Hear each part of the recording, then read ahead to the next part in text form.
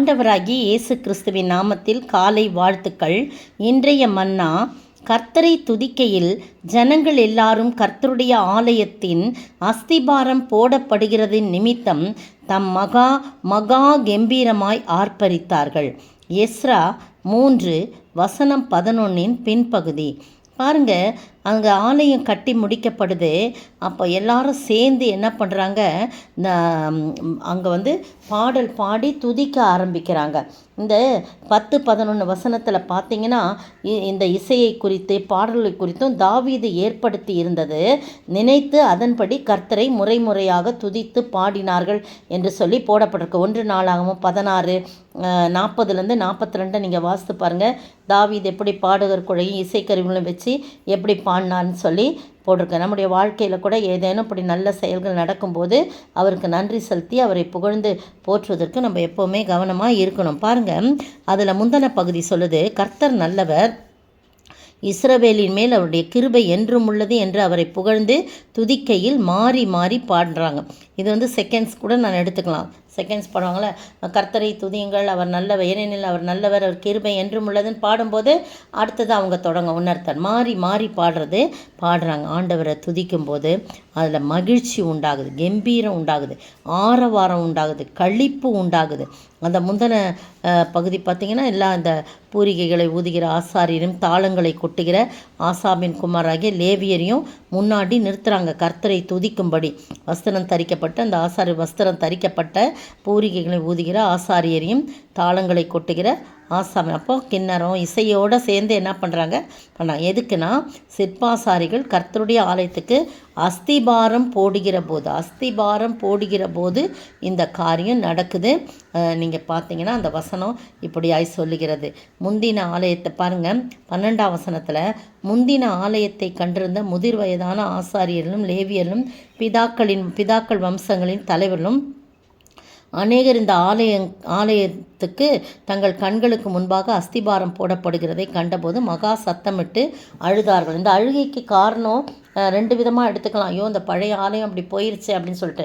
அந்த தேவாலயம் பாழாக்கப்பட்டு 11ஆம் வசனத்தில் பாருங்கள், அந்த தேவாலயம் பாழாக்கப்பட்டு 50 வருஷங்கள் கழித்து தான் மீண்டும் இதை கட்டுறதுக்கு அஸ்திபாரம் போடப்படுது. அஸ்திபாரம் தான் போடப்படுது. இதை பார்த்த பெரியவங்க, அந்த நாட்களில் இருந்தவங்கலாம் அழுகுறாங்க. நம்ம கூட சில வேளையில் பழைய பெரியவங்கெல்லாம் அந்த காலத்தில் எப்படி இருந்துச்சு, இப்போ இந்த காலத்தில் இப்படி பண்ணுறாங்களே, இந்த பிள்ளைகள்லாம் இப்படி கெட்டு போகிறாங்களேன்னு சொல்லிட்டு அழுகுறாங்க இல்லையா.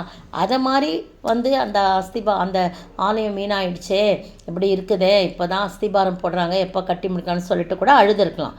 ஆனால் அது ஆனந்த கண்ணீராகவும் இருக்கலாம். எப்படியோ பாழாக்கினது போயிருச்சு, இப்போ இஸ்ராக்கள் நெகேமியாக்கள் எழும்பி இதை கட்டுறாங்களே அப்படின்னு சொல்லிட்டு ஆனந்த கண்ணீராக கூட அது இருக்கலாம். ஆக பாருங்கள், 12-13 வசனங்களில் பாருங்கள், வாசிக்கிறேன். முந்தின ஆலயத்தை கண்டது இப்போ தான் வாசித்தது. அது 13ஆம் வசனம் பாருங்கள். முதல்ல அழுகிறாங்க மகா சத்தமிட்டு.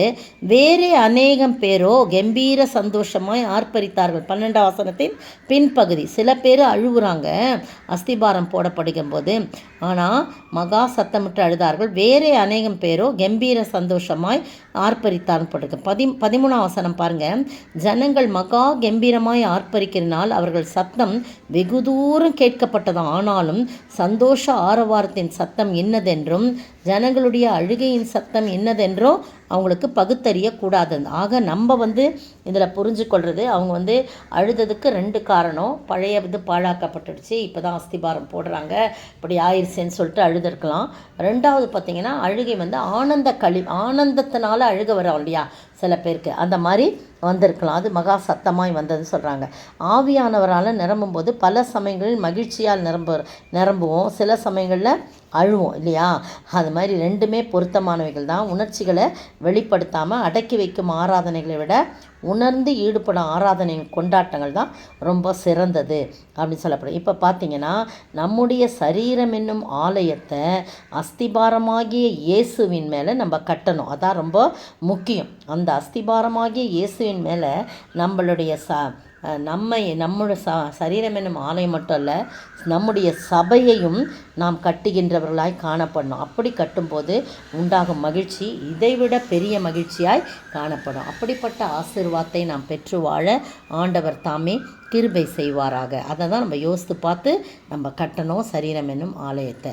அப்படிப்பட்ட பெரிய மகிழ்ச்சியை காண ஆண்டவர் தாமே கிருபை செய்வாராக. ஆமென். கர்த்தரே எந்த நஸ்திபாரம், அவர் மேல் நான் கட்டுவேன் என்றும். கர்த்தரே எந்த நஸ்திபாரம், அவர் மேல் நான் என்றும் கட்டுவேன். அவர் மேல் கட்டினால் ஆனந்தமே, அவர் மேல் கட்டினால் ஆனந்தமே. எல்லாருக்கும் களி கூறுதல், எல்லாருமே களி கூர்ந்திடுவார். கம்பீரமாய் நாம் நடப்போமே, கம்பீரமாய் நாம் நடப்போமே. ஆண்டவரே ஸ்தோத்தரிக்கிறோம், துதிக்கிற ராஜா. நீர் எத்தனை நல்லவர் ஆண்டவரே. உண்மை நாங்கள் கத்தாவே உண்மையிலே நாங்கள் களி கூர்ந்து மகிழும்படியாக எங்களுடைய சரீரம் என்னும் ஆலயத்தை உம்மீது நீர்தான் அஸ்திபாரம் ஆண்டவரே. வாழ்க்கையிலே அஸ்திபாரமாகி உம்மீது நாங்கள் கட்டும்போது களிப்பும் மகிழ்ச்சி ஏற்படும். இந்த உலக பிரகாரமான ஆலயத்தை கட்டும்போதே அவர்கள் எவ்வளவு மகிழ்ச்சி இருந்தார்கள். அவர்கள் போட்ட சந்தோஷம், ஆனந்த சந்தோஷம் தூரத்தில் கெடுச்சு. அதுபோல் நாங்கள் இடுகிற அந்த ரட்சிப்பின் சந்தோஷம், அந்த மகிழ்ச்சியின் கம்பீரம் ஆண்டவரே எல்லா இடங்களிலும் கேட்கப்பட்டு அவர்கள் கத்தாவே என்ன இது என்று சொல்லி ஓடி வரும்படியாக, உம்முடைய அன்புக்குள் ஓடி வரும்படியாக, உம்முடைய அஸ்திபாரமாகிய உம்மீது தங்களுடைய வாழ்க்கையை கட்டும்படியாக நீர் உதவி செய்ய வேண்டும் என்று கர்த்தரும் மீட்பரும் ராஜாவாகிய இயேசு கிறிஸ்துவின் விலையேற பெற்ற நாமத்தில் ஜெபிக்கிறேன் பிதாவே, ஆமீன். நேற்றைய பதில் அடையாளங்களினாலும் அற்புதங்களினாலும் பலவிதமான பலத்த செய்கைகளினாலும் தம்முடைய சித்தத்தின்படி பகிர்ந்து கொடுத்த பரிசுத்த ஆவியின் வரங்களினாலும் தேவன் தாமே சாட்சி கொடுத்ததுமாய் இருக்கிற இவ்வளவு பெரிதான ரட்சிப்பை குறித்து நாம் கவலையற்றிருப்போமானால் தண்டனைக்கு எப்படி தப்பித்து கொள்ளுவோம்?